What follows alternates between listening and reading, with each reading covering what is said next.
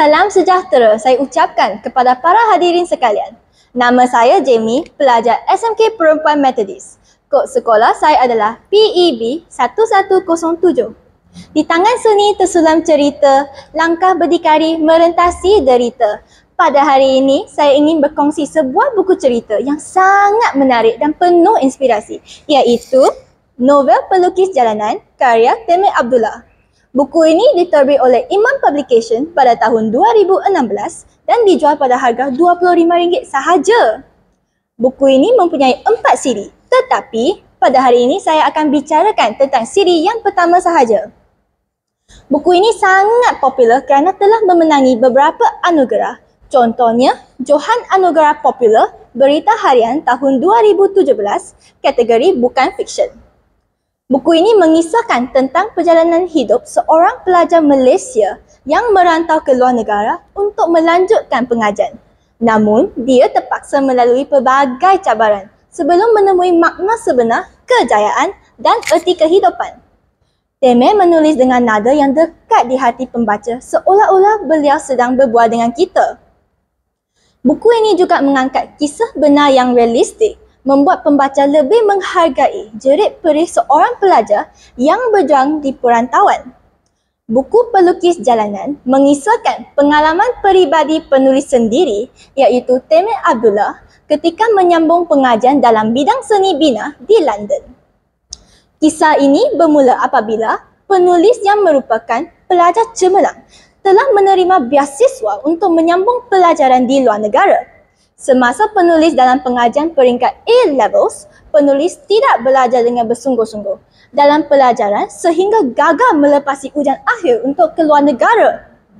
Demi untuk merealisasikan hasratnya belajar di kota London, beliau gigih berniaga dalam talian melalui Facebook dan Instagram. Lukisan-lukisan yang beliau jual telah mendapat sambutan yang hangat daripada pengikut-pengikutnya sehingga membolehkan beliau membiayai pengajian di London. Namun begitu, wang yang diperolehnya hanya cukup untuk membayar yuran 1 semester sahaja. Oleh itu, beliau bekerja sambil belajar di luar negara bagi menampung kos sara hidup di luar negara. Pada awalnya, beliau menyangka kehidupan di luar negara akan dipenuhi dengan pengalaman yang indah seperti yang digambarkan dalam media sosial. Namun begitu, Temeh menghadapi tekanan akademik yang berat, masalah kewangan yang meruncing dan kesukaran menyesuaikan diri dengan budaya asing. Dalam keadaan mendesak, Temeh mengambil keputusan untuk menggunakan bakat melukisnya sebagai sumber pendapatan.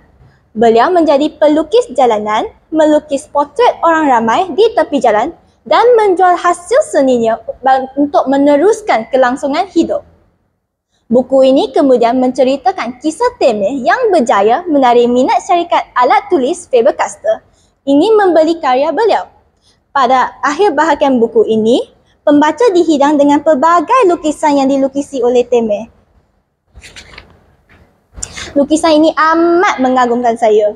Berdasarkan pembacaan saya, Temeh belajar banyak perkara sebagai seorang pelukis jalanan.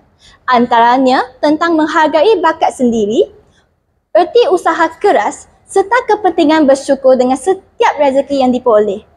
Beliau juga belajar bahawa kejayaan bukan setakat memperoleh keputusan yang cemerlang, tetapi lebih kepada kemampuan mengatasi cabaran hidup dengan penuh ketabahan dan keikhlasan.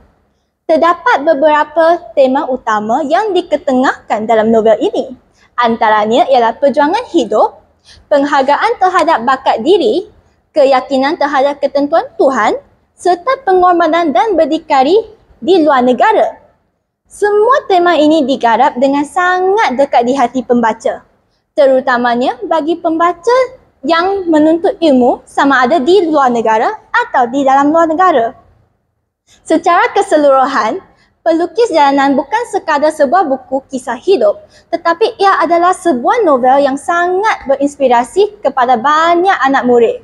Buku ini mengajar kita bahawa kejayaan bukan semata-mata dengan mendapat segulung ijazah, tetapi tentang bagaimana kita mengharungi setiap cabaran dengan hati yang kekal dan belajar untuk terus menghargai bakat serta rezeki yang ada.